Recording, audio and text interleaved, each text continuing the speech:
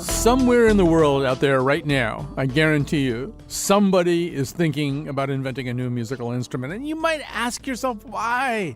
There's lots of musical instruments already. Go to a symphony orchestra concert. You'll see what I mean. And yet, there are people out there who think, no, I could put some materials together and make a completely new sound and something that had a different kind of playing action to it. And that's been going on for centuries, and we're going to talk about that today, and we're going to talk to some of the people who do have these creative stirrings, who feel as though their life is not going to be complete unless they invent the next popular musical instrument.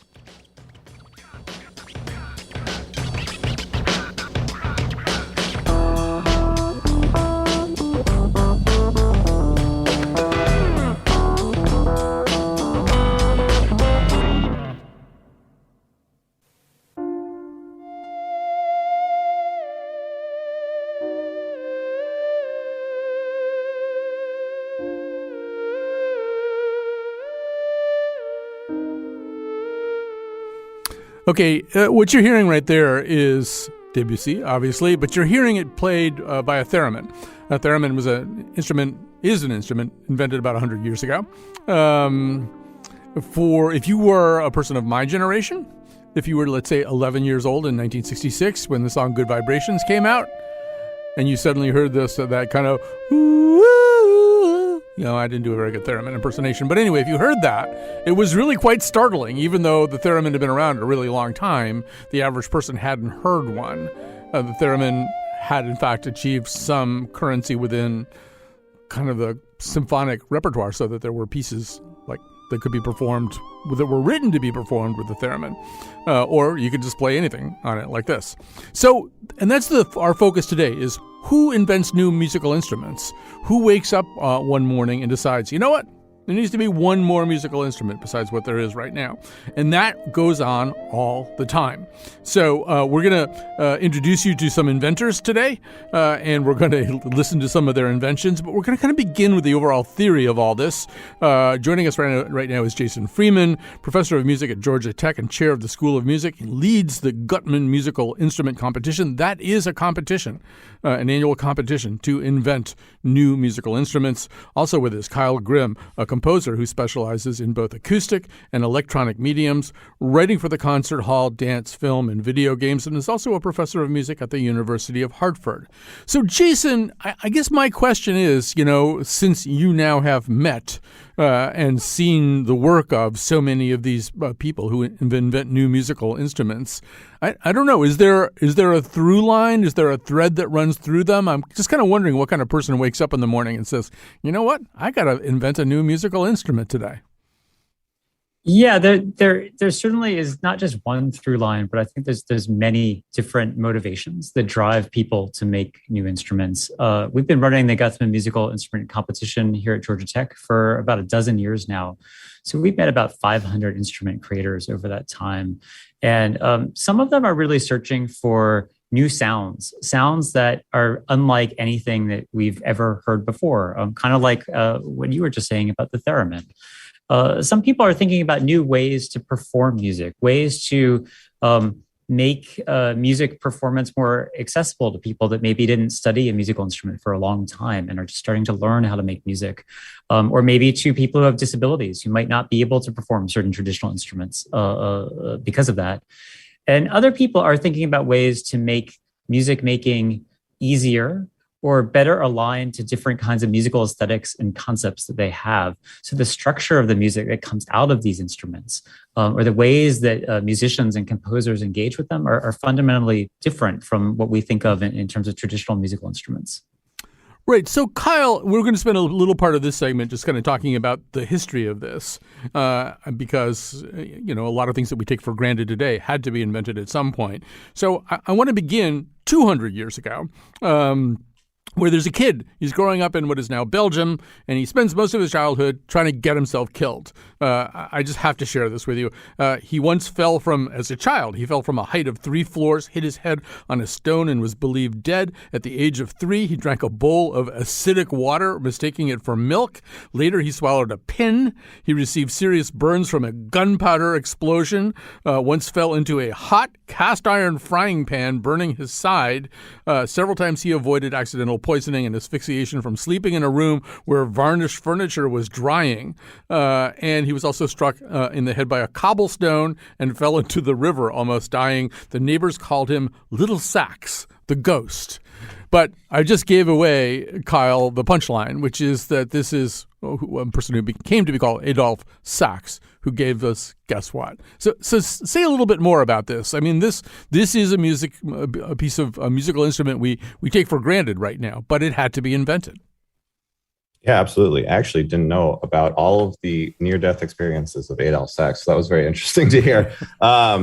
Yeah, I mean, it was invented in like the 1840s around, patented in 1846. It really seemed like the saxophone was more of a solution to a problem rather than trying to invent a new sound. So it was like when you have an orchestra and you have a whole bunch of families of instruments together, it's like you have the woodwinds and the brass and then the strings, but woodwinds are just inherently quieter than brass instruments, which can overpower everybody else in the orchestra. And so it seemed like Adolphe Sax was really trying to figure out to get a woodwind sound, but to be able to compete volume-wise with brass instruments, which is why we kind of have this single-reeded instrument with a brass body. And it doesn't sound completely woodwind or completely brass. It really is sort of the bridge of the orchestra between those two families of instruments. But there's, a lot of different types, and they're all related to each other in different ways, different registers and all that sort of stuff. Right. To that point, or another way of talking about this, is that this is from the novel Geronimo Rex by Barry Hannah. The narrator is a guy who's going to become a trumpet player, but he says, I was thinking about Adolphe Sax, the inventor of the saxophone, listening to Sonny Stitt on the phonograph. And then I heard David Newman, the sax player in Ray Charles's band. What a thing to have invented, finally, the horn that actually talks. I shouted. And so, Kyle, to your point, I mean, the saxophone is technically a woodwind, not a horn, but it kind of does that thing, right? You can really, well, to use Bruce Springsteen's expression and Barry Hannah's, you can make it talk. Yeah, and it has such a wide range of tonal characteristics because, if you listen to a jazz saxophonist, they sound much different than a classical saxophonist because they focus on very different technique-wise, so they can get very different sounds out of that same instrument, which is really interesting. Sax also, as I was kind of researching him today, he grew up, his parents built musical instruments, just canonical musical instruments. And he actually invented several other things, including a valved bugle. And I guess he sort of just kind of had this in his blood. All right, well, we're doing kind of a Cook's tour through some of the inventions. And we really do want to also talk about the Onde Martineau.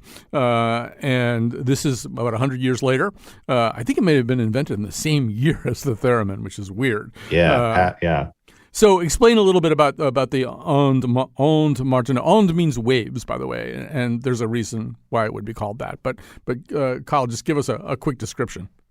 Yeah, for sure. So it was invented in 1928, which was the same year that theremin was patented in. So they came together, they came to being around the same time, which is really interesting. But it was invented by Maurice Martineau, who was a radio operator in World War I. And so he heard all these radio frequencies, and then he thought, how can I make this a musical instrument and make it as expressive as the cello? So there's like two main ways of playing the Onde Martineau. There's the keyboard, which functions like a normal keyboard or synthesizer, but it also gives you the ability to add vibrato by shaking the keys left and right.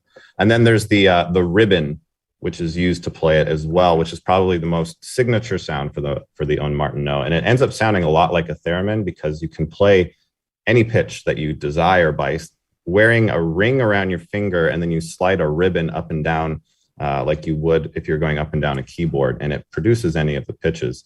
The really interesting thing about the Onde Martineau is that the volume is controlled with the left hand by pressing down a button. So the harder you press, the louder it is.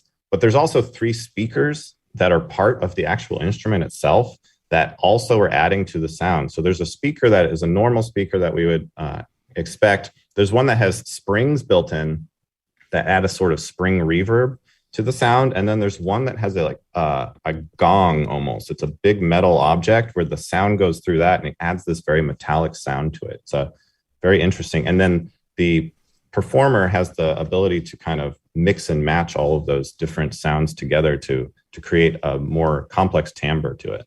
Right. So just to give you sort of a sense of how it sounds, and it does at times sound like the theremin, but as Kyle was just suggesting, I mean, has a lot more voicings, a lot more things that it can do. But here is Marcel Martineau himself, the inventor of this musical instrument, playing it.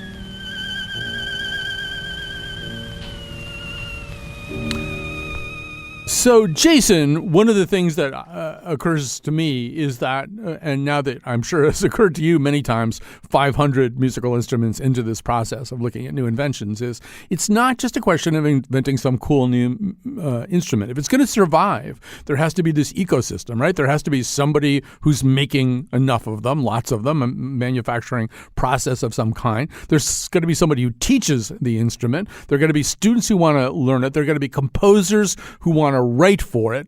There's going to have to be people who will fix it when it breaks. And probably, ideally, particularly in the era of YouTube, you probably want to have a group of amateurs too who want to, show off how they can play this instrument on YouTubes, on the YouTubes. Yeah, that sounds good, Colin. But anyway, maybe you can comment on that, Jason, a little bit. The idea that you ultimately need a pit crew for your newborn baby instrument. Yeah, I think you highlighted a lot of the parts of the ecosystem here, but I think there's another kind of nuance to this, which is that what it means to make a new musical instrument today is not always the same as what it meant for Adolph Sax. Trying to get something that composers would write for that would make its way into this kind of mainstream and perpetuate. Many of the instrument makers that we meet are really not trying to become entrepreneurs and get this thing out into the world forever. They're artists and musicians who are trying to solve an artistic problem for themselves. And that instrument might be an N of one. There's only one of them that exists in the world, or maybe there's a handful and there's a few friends of theirs or some artists that they share it with. But that is often, this mass market distribution is a goal certainly of many of the people that we meet, but not all of them. And some of that has to do with how much easier it is to make a musical instrument today than perhaps it was even 20 years ago. We have such ready access to sensor technology, whether it's something that exists on our phone and we're writing a software application that becomes a musical instrument, or we're buying some embedded electronics kits, the kind of things that kids use in school these days, and putting those things together to build something ourselves. Learning how to do that, buying the tools that you need to do that is something that just about anyone can do now and pick up. Maybe not at the same level as the own Martineau or something like that, but to do something that's really customized to you. And so I think we need to look at this ecosystem, not just from what's necessary to make an instrument successful on the level of the saxophone, but on what's necessary to make it successful in the way that its inventor is kind of envisioning it living in the world. Right. So, Kyle, in a sense, the ecosystem that I described began to fail on Martineau at a certain point. Initially, Miss A.N. famously was writing pieces for it, and others followed suit, although there was kind of a controversial symphony that not everybody liked, and composers like Boulez turned against it after having played it for a while. But ultimately, as I understand it, they started not to maybe have people making new ones or being able to repair the old ones as they broke, or teachers who knew how to teach it. There was a sense in which this very creature was maybe an endangered species. Yeah, as I know it, they're fragile and expensive to fix, which is not a great combination when you want to keep making musical instruments. So there's not too many of them, but there are people who specialize it and kind of devote their time to playing them and keeping them alive. I think there's even the guitarist for Radiohead I've seen has tried to kind of keep the own Martineau at least known to the world, and he uses one that's been very modernized, that it is similar, but it's much more durable and cheaper to make. So right. His name is Jonny Greenwood, and I mean, he is being credited with maybe saving this thing from extinction. He loves it. He said in interviews too. It's kind of interesting. Thinking back once again to sax and the horn that talks, he says that he can't sing. He's not a singer, but he's always wanted to play something that sings, that he really feels he can make this instrument sing. And because he's composing a lot for films these days, and one of the ways the things like the theremin and the Owen Martineau get used because of their eerie, vibrating sound is in film soundtrack. I feel like, Jonny Greenwood is going to probably do a lot to keep this thing going. But we should quickly say something about the theremin. We could do an entire show about the theremin. And Kyle, in a way, one of the weird things about this is although they occasionally sound similar, they couldn't look more different, right? The Owen Martineau is this big thing that's got all this, as you say, speakers, and I think there's kind of a drawer that almost comes out. There was one thing that I think when Martineau was inventing it had gunpowder in it or something. I read about that too. A powder that was volatile. So it's this big thing, and then there's the theremin, which is an instrument that you play without touching it, and it's incredibly spare looking. Maybe you can just sort of give people a sense of what it is. Yeah, it is really interesting because it's like you said, it's an instrument that you play without touching it. So there's one sort of pole that controls the pitch of it, and then one that controls the volume. And it's usually pitch with the right hand and volume with the left hand. So that's also an interesting parallel between the Owen Martineau and the theremin, that you control volume with your left hand and pitch with your right hand. But it's really interesting because it generates current. And so the way that you control the pitch and the volume is by how close your hand is to these poles. And you actually become part of the instrument because you're contributing to how fast this current inside of the instrument is vibrating. So it's this, I don't know, this very philosophical thing that you become part of the instrument, like it can't exist without you, which is the case for many instruments. But I feel like even more so in this case, that you're helping generate the current by just being there. Right. So this is also the product, similar to the Owen Martineau, a product of kind of military experience. Its inventor, the Russian Leon Theremin. Actually, his name is a little bit different in Russian, but he came to be known as Leon Theremin or Theremin, perhaps. And he was working in a Soviet government-sponsored research lab looking into something called proximity sensors. And the rest is history, except that, at one point he disappeared. It was like they think maybe the Soviets he came to America and then he disappeared for 30 years. There's a rumor that the NKVD grabbed him and brought him back and made him do some other stuff. But the other thing, once again, with the theremin, one thing you need is the performer too. You need your Jonny Greenwood. In this case, for a while, it was a woman named Clara Rockmore, who was a thereminist who toured to wide acclaim and performed on the same bill with Paul Robeson, and sort of kept the theremin going. And then the rest of us heard it when the Beach Boys did it.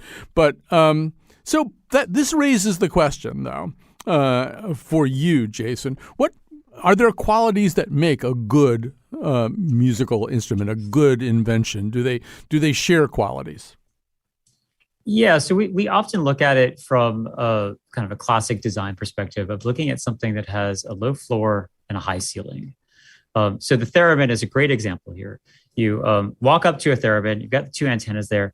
Anyone can walk up to this thing and immediately start making sounds and have a really engaging experience. The same way that you can walk up to a piano, and even if you've never touched a piano before, you can start playing a few notes and you can hear sound and kind of this kind of action-reaction relationship. So it pulls you in and gets you engaged right away. But then it rewards continued practice and development over time. So the theremin is an extremely difficult instrument to play. You don't get that tactile feedback that you get with a lot of other instruments. It's continuous pitch. And so to control it, even to play like a C major scale, is quite challenging, let alone the Debussy that we heard Clara Rockmore playing before. And so, that's where the performance practice and the pedagogy and all of that kind of starts to fit into play. There's a difference between someone that's walked up to this instrument and is trying it for the first time versus someone that has been practicing for decades. They can both have an engaging experience. They can both make music with it, but the level and sophistication of that music is going to be very different based on kind of the amount of effort and learning that's gone in on those two ends of the continuum. Well, Jason, I also feel like the theremin's an interesting example too, because at a certain point it kind of became open source, right? There's ways in which you can just sort of make your own theremin, get easy instructions, and there are also, it seems like there are sort of maybe kind of crap theremins out there that cost like $200 or something. There's a way in which the on ramp isn't too steep. Yeah, the on ramp to actually making one is not too steep. And actually, Bob Moog, one of the pioneers of the synthesizer industry, got his start making theremins before he started making analog synthesizers in the 60s and 70s. So there's all kinds of connections between the theremin and the kind of musical instrument industry writ large. But the functionality of it is not that complicated, and you can go online and you can buy a theremin today, or you can make one yourself pretty easily. So that technology is readily available. The same way we were talking about before, that all these tools to make all kinds of musical instruments are much easier to find and kind of much easier to learn how to use than they were in the past. All right, let me tell everybody what's going to happen now.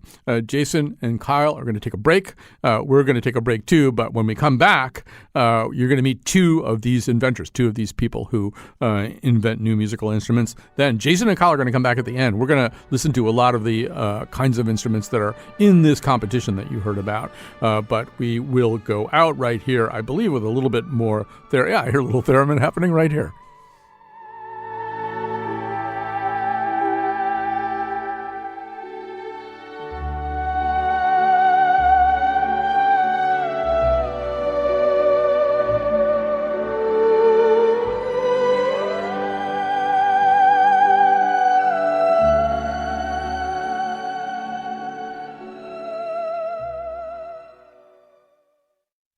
And we are back. We're talking to the inventors of new musical instruments. So joining us now is Keith Groover, who is the inventor of the Glide, as well as a musician and music educator, and Bosco Conte, a musical producer, inventor, tech founder, best known for his talkbox performances on Grammy-winning albums by Kanye West and Dua Lipa. Bosco is also the creator of the Black Music Entrepreneurship Incubator, which is a very difficult thing to say, but he is here in particular today to talk about the electro spit. And yes, Keith is here to talk about the Glide. So, Bosco, let's start with you. Actually, you have the electro spit right there, and you were messing about with it before we went on the air. So do you want to just give us a little lick of the electro spit, so to speak? The electro spit sounds like this, yeah. Ooh, and you can play chords. Oh, yeah. Okay, I want one of those. I bet you they cost a lot of money. But so and as long as we're introducing the musical instruments, we've got a clip here. This will be B1, Catie. Let's hear a little bit of Keith's The Glide.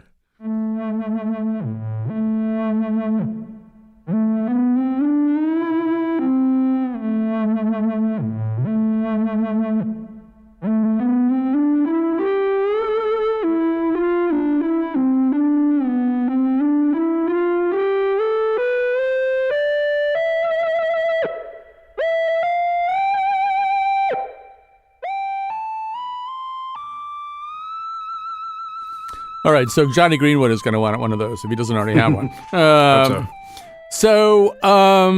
want to ask both of you a little bit about this. Bosco, maybe get us going. I mean, I don't know. Can you describe the sort of the incandescent kernel that lit up inside you that made you think, oh, wait a minute, I've got an idea. I got an idea for a brand new musical instrument. Absolutely. So I had a long career playing talkbox, and talkbox is this instrument where the sound goes through a tube and into an amp and into your mouth, and it's a great sounding instrument, but it's very difficult to play, and it's not mobile. And I had an opportunity to perform with Kanye West live, and I had to lip sync on the American Music Awards, and it made me think, how could I take this and make it mobile? So I got inspired to make a new version that would be that wouldn't require the tube, that could work with your mobile phone, and that could be portable. And I came up with this with the Electrospit, and I went through this incubator called Zoo Labs, and went through a Kickstarter, and Just Blaze got excited about it, and David Guetta got excited about it, Teddy Riley, all of these major musicians, and our Kickstarter went really big, and then we started manufacturing, and I won the Guthman Award, and so it's just been going on and on and on, and people are really excited about this this instrument. It's now gone from this concept where originally it was like our first event where we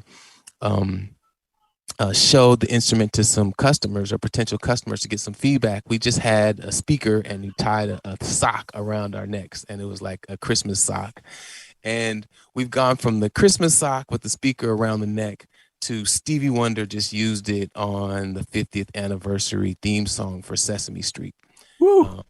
And of course, the design is much different than the original design with the speaker and the sock, and it took lots of hard work and different iterations, and we patented new technology. But that journey was just an incredible journey to go from having this idea to something that's played by my musical idol. And actually last year was on the song called Levitating, which was the biggest song of the year. Yeah. 21. I love Levitating. I thought it should be the song of the summer, but it wasn't. So and I assume Electrospit, that refers to like spitting rhymes as opposed to what I used to drain out of the bottom of my trumpet. That's right. Exactly. Yes. Spitting rhymes. So it's the idea that your ideas become reality. So you're electrifying your words and turning your ideas into reality. And that's exactly what happened with the instrument.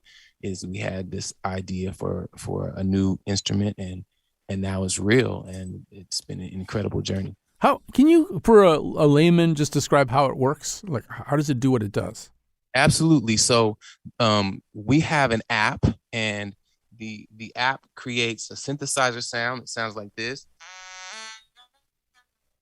That sound goes through an audio cable and into the Electrospit device, which looks like a set of headphones, but instead of the sound going into your ears, it goes into your neck and then out of your mouth, and then you can turn those tones into words. So I can turn a tone into a word. Electrospit. And it's super fun. You can play melodies. You could also connect it to a guitar or any keyboard if you're not going to use our app. Our app just gives you the ability to do like polyphonic sound chords, and it's a different interface that's really easy to play and mobile. And I'm definitely solving my own problem was solving my own problem in creating this instrument because of all the difficulties I faced playing the talk box and then trying to figure out a whole new way to interact with an app and play music. All right. So, I do have to say, as I said before, I want one of these really bad. I also should say the person who lives in the house with me would give anything to make sure I never got one. So, I mean, her quality of life, I think, would deteriorate quickly. You never know. You never know. Keith, tell us about the Glide. First of all, it's radio, so we can't show people the Glide. So what are we looking at if we're looking? Hello. It's two hand controllers. A lot of people say it kind of looks like, two Wii controllers or something like that, but I try to stay away from that analogy. But it's, one controller has 3 buttons and a joystick. The other controller has 2 buttons. You use one hand to select a note, the other hand to select the octave. And then once you've selected the note, you do kind of like a hitting motion, kind of like a knocking on a door. I tell people it's kind of like it's like a really fancy like handbell or something, where it's like the modern handbell where you can actually, hold notes. And then once you play a note, you can choose another note and then glide to that note. So, kind of like a trombone does, kind of like a violin does. My goal was to make something that was really expressive, but also somewhat easy to play, because in the world of musical instruments, the more expressive an instrument is, a lot of time, the more difficult it is. So kind of like what you're saying with the theremin and what Jason was saying, like you can make noise with a theremin immediately, but it's really hard to actually play it. So I was trying to get something that was accessible just on every level, where it was like financially accessible, where it was very cheap, and then like physically accessible, like it's easy to hold, easy to play, and then technically accessible, where you can actually, try to play a note and it's easy to play that note. So I'll ask you the same question I asked Bosco. Can you describe your eureka moment, or like what you were thinking or feeling when this came to you? Yeah. I've always kind of tinkered with various musical inventions, but I'm a guitarist also, and I've actually taught guitar for a long time. And what I noticed is that whenever you have a guitarist, someone who's never played the guitar, whenever they actually start playing, like you really realize how awkward the instrument is to hold and play. Like your left hand has to be cranked, way under, your right arm has to be cranked over the top of it. You have to make this very strange motion. And the reason why you have to do that is because the guitar is based around a string that's at tension. And in order for a string to be at tension, it has to be straight. So it would be a lot nicer if your left hand, if you could just kind of rotate it to a more natural position, your right arm, you could rotate it to a more natural position and then play a note that way. So it got me really thinking about how all acoustic instruments are really physics based, and they kind of just tweak it until it's somewhat playable. It's like, what if we went the other way, where we took modern technology and made an instrument that is really like human centric, that is really designed to be played by a human being first and foremost, and then we figure out how to make the electronics do what we wanted to do. And it really it changed the whole process of like what a musical instrument really should look like and how you should play it. I would like to ask both of you about, but Keith, I'll stay with you for a second here. In a way, Bosco's already answered this question, but I mean, another part of this is, as I said there at the beginning of the show, there's sort of an ecosystem, right? You're going to need, you're going to need people who get excited about it, and maybe go on YouTube and show off or just show themselves playing the glide or whatever. But I assume also music is something that people make together. When there's no pandemic.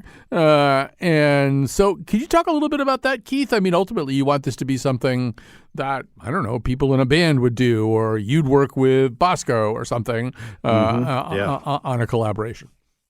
Yeah, definitely. I mean, music it's almost by definition collaborative. Like, unless you're playing a solo piano or something like that, or doing like the, guitar and a harmonica kind of thing, like it's almost always involving more than one person.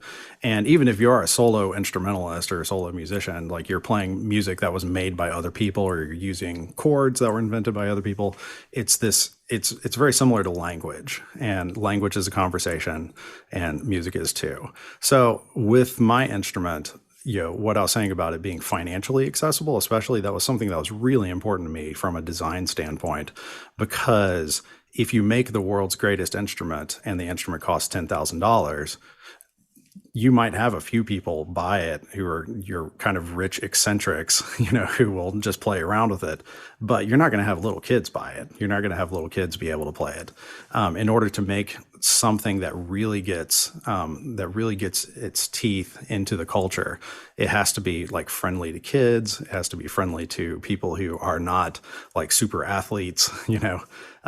Most instruments, you have to have 10 fully functional fingers, but my instrument was designed so that, even if you don't have, all of your fingers perfectly functional, you can still play it pretty easily. So Bosco, for you, I don't know, the collaboration question also is, look at Stevie Wonder's using it. If I were you, I'd be thinking, okay, I could die now. I made this thing. That's the coolest thing ever. I made it. I was sitting in the room with Steven and thinking that, man, it doesn't get better than this. But tell me, like, just in general, aspirationally. I mean, I don't know what lies beyond Stevie Wonder. Not much, probably. But I'm aspirationally. How do you see the electrospit being used, either collaboratively or just by new adopters? Yeah, I think Keith hit on a couple of great points. One is that when you're making an electronic instrument, you're not bound by physics. So if you want the sound to change and get higher when you move to the left, that's what happens. Or if you want pressure to turn into vibrato, that can happen. And that's one of the things that I really love about creating electronic instruments and using software. You're not bound by physics. And then also the accessibility. Our product right now, our net, we're doing a crowdfunding campaign at the moment with republic.com/electrospit. And the goal is to increase our manufacturing volume so we can drive the price down and make it more accessible and really get the instrument out there. And if you think everybody has a phone in their pocket, so that's the first part. The user interface is right there. And then the other part of an instrument is getting sound out into the world. And unfortunately, there's been kind of a transition from people playing together in groups to people playing separately or creating music alone. And I really want to see more people creating music together. That's how I grew up. It's super fun to be in a band and have that instant, reaction when you play something cool. And I definitely designed the Electrospit Talkbox with that in mind. You can play live, you can play together, and a band of electronic instruments with people who are skilled and unskilled playing together is definitely like a vision of what I see in the future. And kind of what I'm looking forward to is that more broad adoption of electronic musical instruments, just to get more live music happening in the schools, in public, by people who are and aren't trained. It's funny because in the early 1980s, I went and viewed the kind of an unveiling of something called the Fairlight Computer Musical Instrument, the Fairlight CMI, which was kind of revolutionary in its day, and you could kind of sample music and then play it on the keys of the Fairlight and stuff. But I'm sure I'm holding more computing power in my hand right now as I'm holding my iPhone than existed in the Fairlight CMI. Everybody's walking around with more computing power than that sort of cutting edge thing from 40 years ago. So, listen. First, go ahead. 10 of those made, and a guy like Stevie Wonder was almost the only person who had access to an instrument like that. Yeah, exactly. All right. So Keith Groover, inventor of the Glide. Bosco Conte is the music producer, inventor of the Electrospit. I think we're going to go out here with some Electrospit sound, and then we will come back and tell you about some new musical instruments. Thank you, Colin. Thank you, Colin. I live for the phone, die for the phone. Come on, baby. I'm just fucking around. Out here on the west side. All right, we're back. A lot of people to thank today, starting with Julia Pistel, freelance producer for us, and of course, arts entrepreneur and all kinds of other things as well. This was her idea, her baby, and she has now seen it born here on the airwaves. But because she's a freelance producer, a lot of other people had to jump in here. Also, Kat Pastor, not available to be our technical producer. So the big kid, our boss, Catie Talarski, is running the board for us today in the role of Kat Pastor. Jonathan McPants was heavily involved in pulling all the musical clips that you're hearing here and getting them all ready for air, which is trickier and harder to do than even you might think. Lily Tyson, our senior producer, was doing senior producer things and organizing us. I guess that's what senior producers do, right? They organize us. And former senior producer Betsy Kaplan is cheering us on right now. Senior producer emeritus Betsy Kaplan. So I probably left somebody out, but a lot of people is what I'm trying to say. Okay, so back with us, Jason Freeman, professor of music at Georgia Tech, he leads the Guthman musical instrument competition. This is the competition where they do try to come up with these new devices. And Kyle Grimm is also here with us, professor of music at the University of Hartford and a composer who works in both acoustic and electronic media. All right, so we're going to begin. Maybe, first of all, Jason, where are we in the kind of agricultural cycle of the Guthman musical instrument competition? Are people? I assume you're having the annual competition. What's going on with it right now? Yes. So we invite inventors from all around the world to submit their new instruments every year, and that happens in September. We named about 25 semifinalists in December, and we have just this past week announced 10 finalists. And those 10 finalists we were inviting to come to the Georgia Tech campus in the middle of March for a couple of days, where they will be meeting with our jury, showing their instruments, talking through them, answering questions and so on. And then that will culminate in a big concert on our campus where they will perform with the instruments, and we'll announce the winners of the competition after that. All right, so I think what we have here are finalists here that we're going to listen to, and we're going to start with something called the Aristid. Do you want to say anything about this before we go, Jason, before we run it? Sure. I think before we talked about, Aristid is so interesting to me because it's so totally different than any other musical instrument that we've talked about today. It really draws its inspiration from plants. And particularly the structures of plants, the way that branches branch out in plants, and the different levels of complexity, kind of the fractal-like complexity that arises from that. And so this is an interface that it has a grid of touch sensors on it that are arranged in a semicircle. And you touch these, and then there's a few knobs that you control as well to generate all these different musical structures and pitch and harmonic structures that are based on this inspiration from plants. And the video that this person submitted to us is so beautiful. I know you can't see this on the radio, but it has him performing this in the middle of some kind of botanical garden, surrounded by trees and plants of all different kinds. And then you hear this music, it almost sounds like it's coming out of, you said agriculture before, it almost sounds like it's coming right out of the garden. So it's a really beautiful kind of combination of linking that inspiration to the sonic result and this very unusual interface for creating the sound. All right, so let's hear a few seconds anyway of the Aristid perhaps, and then maybe Kyle can give us some kind of Simon Cowell type reactions to it. All right, here we go.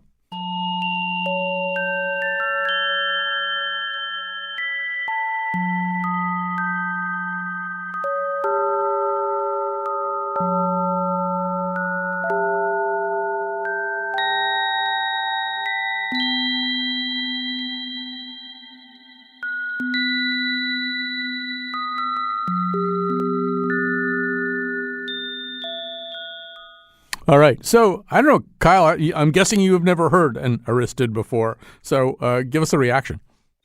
Yeah, I had not heard it before, but it's very cool. As somebody who does a lot of stuff with experimental music, it's always fun to hear different tuning systems and be able to hear all these different microtones and that sort of stuff like that. The interface is very cool for it, that it looks like a fractal of a tree as well. I like the idea that it offers so much for just experimentation of changing a parameter and then seeing what you end up with, and then just experimenting and trying things out and then seeing what the result is and playing around with it, because that's what as composers we do all the time, is just see what happens if we do this. So it lends itself very well to that, which is nice. And Jason, maybe one detail that we didn't mention beforehand, my understanding is that the sort of the kinetics of this are designed to work, especially for somewhat smaller hands, women's hands in particular. Yes. So it was designed very much with the idea of how you could reach all of these different things to be able to play a bunch of the different keys at the same time. This is something I'm painfully aware of myself, just in my personal life, because I give lessons in piano to my 9-year-old son, and we keep on getting to a repertoire that he can't play because he can't reach a seventh or he can't reach an octave to play certain things. So it's really nice to see that kind of thinking go into an instrument like this. All right, and the next thing we're going to hear is something called the Glissatar. This will be C2, Catie Talarski. Let's just play. We got 17 seconds of it. We'll play it, and then Jason tell a little bit about it, and Kyle can chime in.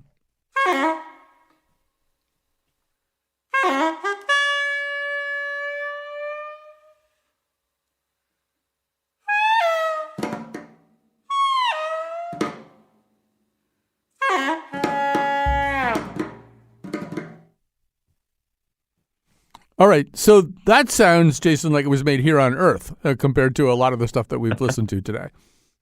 Well, and what's interesting, I think this is the first instrument we've talked about today since the saxophone that is an entirely acoustic instrument. So there's no electronics or circuits or anything involved in that sound that you just heard, but it ties in so nicely to so many of the other themes we've been talking about in this hour. It looks like a soprano saxophone or a clarinet, and it actually uses a saxophone mouthpiece to play it. But instead of keys like we would be used to, it has a continuous ribbon. So you can play glissandi. You can play continuous pitch the same way you might on a theremin or on martineau or on the glide or even on electrospit. The way that you can glide so kind of effortlessly from pitch to pitch is the key idea here, while leveraging the technique that saxophonists might already have in terms of their embouchure and how they play the instrument, how they get the timbre out of it. So we get that that kind of rich, that kind of talking like sound that we were talking about that can come out of a saxophone, but we get this ability to play microtones, to do slides and glides and pitch and all these other things that are much harder to do on a traditional saxophone. All right, and Kyle, give us just a quick reaction. Yeah, I also I enjoy that it has the full range and that it allows the performer to play all these microtones and play a whole range and jump around it would seem very easily compared to maybe some other instruments. And it allows the expressiveness to be sort of unbridled, which can be very hard to tame, but it can also be very rewarding. All right, so I think, Catie, we're jumping to C4 here. I believe this is something called the air glow. Jason, you want to quickly just set this up? We're running out of time a little bit, so be... Yeah, so the air glow is inspired by two different instruments. One is the air guitar, and the other is actually probably not an instrument at all, but is a lightsaber, like in Star Wars. And so it lights up, it has sensors, you move it around, and it senses how you're moving it, how you're twisting it, how you're touching it and gliding across it to make all these sounds. But it looks kind of like a lightsaber when you play it, but it also has a technique kind of similar to how you would interact with it in air guitar. So it's super low floor. Anyone could make music with it really quick. Main point of it is to be used in STEM education for kids. Well, that's so cool. All right, let's hear what that sounds like.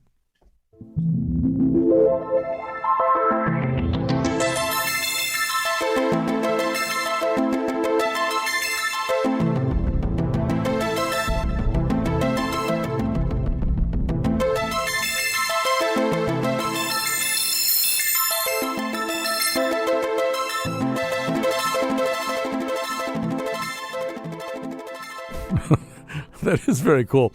So I guess, just to sort of end where we began, Kyle, a point that Jason made at the beginning is that you can just invent a lot more stuff these days, right? I mean, you can customize things. You can take something that exists and kind of hack it in different ways. And Kyle, I would assume that kind of changes the game a lot from where Adolphe Sax was beginning. Yeah, absolutely.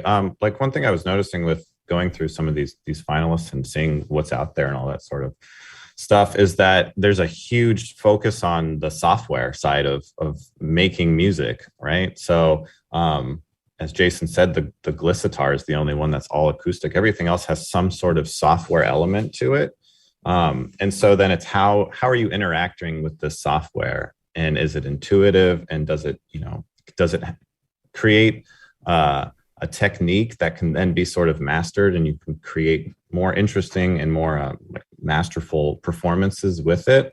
With the Airglow, it'll be really interesting to see like who takes that and then decides to take all of the sensors and everything that are in it and just play around with some other thing completely and make very strange experimental music from, what was a STEM instrument for kids, which is a funny little parallel, I think. Hey, Jason, just really quickly, if there's somebody listening out there who's thinking, oh, I'm very close to a breakthrough with my clarinetosphere, how do they find you guys? How do they get into the Guthman competition? So we have a website for the competition, guthman.gatech.edu. We have information and videos on all of this year's finalists up there, as well as our semifinalists. And when the summer rolls around and we release our call for submissions for the 2023 competition, all the information will be up there. It's free and very easy for anyone to submit. And we love to see all kinds of different things from people of all different backgrounds and interests and all different kinds of motivations that are driving them to make their instruments. All right. What a fun show. Thanks to all our terrific guests. Thanks to Julia for leading us here and to everybody else who helped. Let's end with a little bit of Radiohead. I think you're going to hear a little bit of And Martineau here from National Anthem Live in France.